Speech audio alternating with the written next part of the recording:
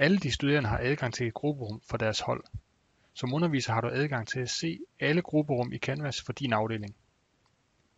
Du skal ikke nødvendigvis tilmelde dig grupperne, men vil altid have adgang til holdenes grupperum via afdelingskonto.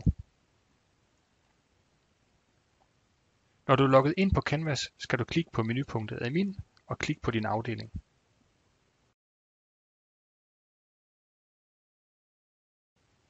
Du kan nu se en liste over alle kurser i din afdeling. Klik på menupunktet Underkonti og klik på den uddannelse, de studerende går på. Du kan nu se en liste over alle kurserne for uddannelsen. Klik på menupunktet Brugere for at se en liste over alle de studerende. Til højre klikker du på knappen Vis brugergruppe. Øverst kan du se de gruppesæt, der er oprettet. De svarer som regel til et hold. Klik på fanen med holdnavnet. Du kan nu se en eller flere grupper.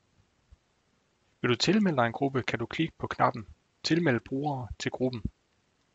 Her kan du skrive din e-mailadresse og tilmelde dig gruppen. Hvis du tilføjer dig selv som bruger, kan du nemt få adgang til gruppen gennem menupunktet Grupper. Klik på tandhjulet til højre for gruppens navn og klik på Besøg gruppehjemmeside. Du kan nu se gruppens forside. Du har adgang til den samme funktionalitet i gruppen som de studerende, der er i gruppen. Du kan fx oprette en meddelelse.